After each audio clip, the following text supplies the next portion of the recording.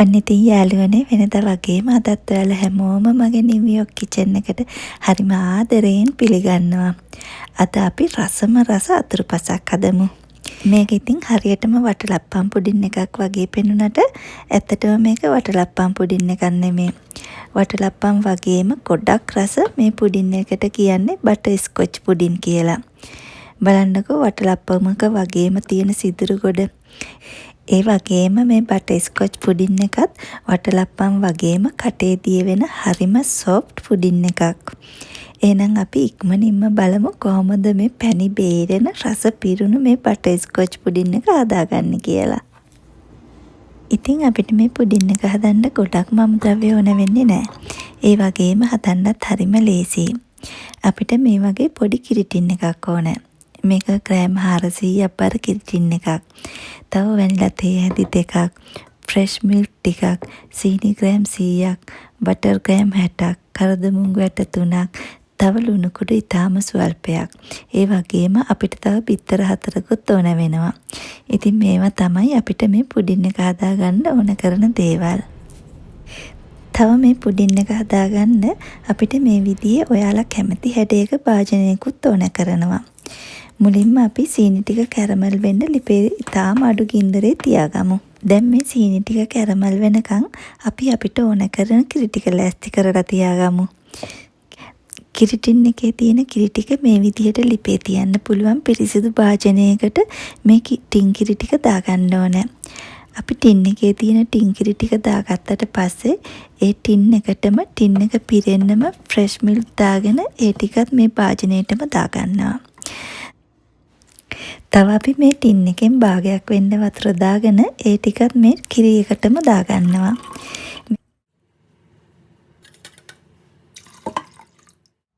මේ අතරේ අපේ සීනි ටිකත් මේ විදිහට දිය වේගෙන එනවා. මේ වෙලාවේ ලිප අඩු ගින්දරේම තියාගෙන පෑන් එක සැරෙන් සැරේට වටේට කරකව ගන්න. එතකොට සීනි ටික අඩියට පිච්චෙන්නේ නැතුව ලස්සනට කැරමල් ටික හදා ගන්න පුළුවන්.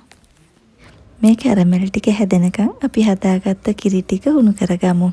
කිරි ටික ලිපේ තියන්න කලින් ටින් කිරි ටිකට දාගත්ත ෆ්‍රෙෂ් මිල්ක් ටික වතුර ටික හොඳට මික්ස් කරගන්න. මම මේ විදියට කැරමල් එක හදාගන්න බ්‍රවුන් සුගර් පාවිච්චි කරුවට ඔයාලට පුළුවන් සුදු සීනි පාවිච්චි කරලා මේ විදිහටම කැරමල් ටික හදාගන්න.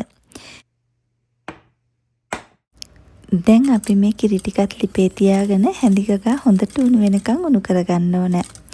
මොකද අපේ සීනි ටික කැරමල් වෙනකොට අපේ කිරි ටිකත් හොඳ රස්නෙම්ම තියෙන්න ඕන හින්දා.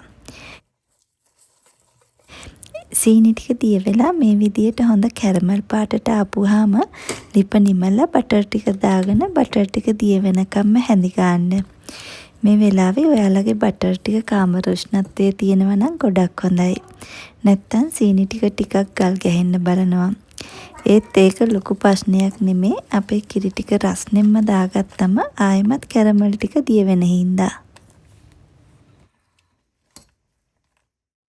දැන් බටර් ටික හොඳට දිය වුණාම කැරමල් එකට රස්නෙම්ම කිරි ටික දාගෙන කැරමල් ටික හොඳට දිය කරගන්න.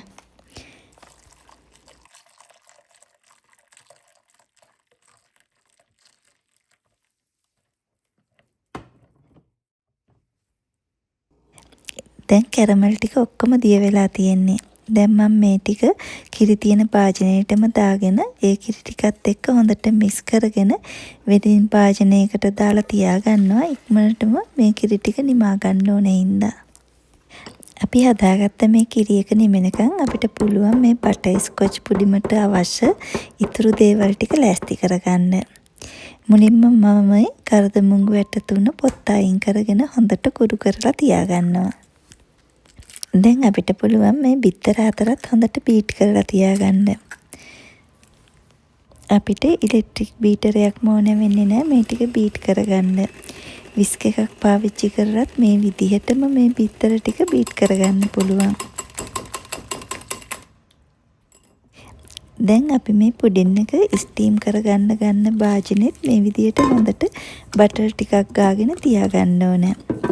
ඔයාලා මේ විදිහේ වීදුරු භාජනයක් ගන්නවා නම් බලන්න මේ වීදුරු භාජනේ ස්ටීම් කරන්න අවන් එකට දාන්න පුළුවන් විදිහේ භාජනයක්ද කියලා.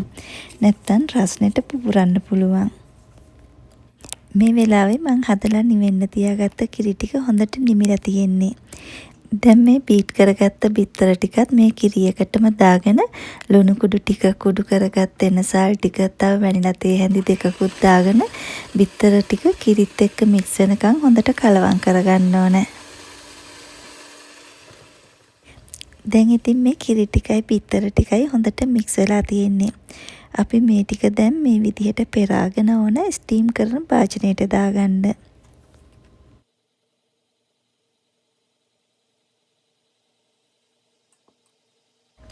දැන් හරි. දැන් අපි මේක මේ විදිහට ඇලුමිනියම් ෆොයිල් එකකින් කවර් කරගෙන ස්ටීම් කරගමු. සාමාන්‍යයෙන් අපිට මේ පුඩින් එක ස්ටීම් කරගන්න විනාඩි 45ක් පැයක් විතර යනවා. ඔයාලට මේක ස්ටීම් නොකර බේක් කරගන්නත් පුළුවන්.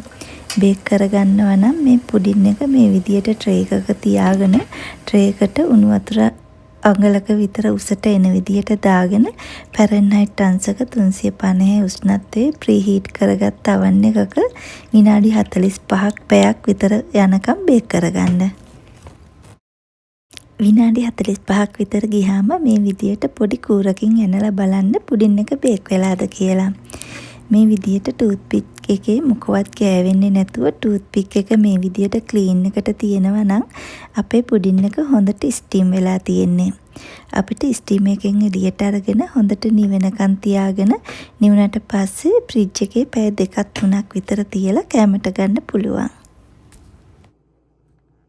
එහෙනම් දැන් අපි බලමු කොහොමද මේ පුඩින් එක අනිත් පැත්ත හරව ගන්න කියලා. පුඩිම අනිත් පැත්ත හරවන්න කලින් පරිස්සමට පිහිටුඩකින් මේ විදියට පුඩිම ස්ටීම් කරපු භාජනයට ඇලිලා තියෙනවා නම් ගලව ගන්න.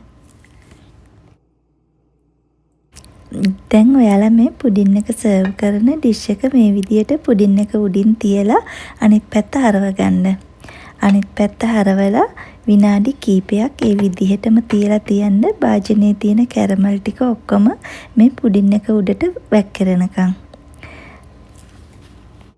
එහෙම විනාඩි කීපයක් තියලා අපිට මේ විදියට පුඩින් එක හදපු භාජනේ පරිස්සමට අයින් කරගන්න පුළුවන්. ඉතින් බලන්නකෝ වටලප්පම් පුඩිමක වගේම මේ බටර් ස්කොච් පුඩිමෙත් කොච්චර සිදුරු තියෙනවද කියලා. අනික වටලප්පම් පුඩිමකට වඩා ගොඩක් ලේසියෙන් හදාගන්න පුළුවන් මේ බටර් ස්කොච් පුඩින් එක.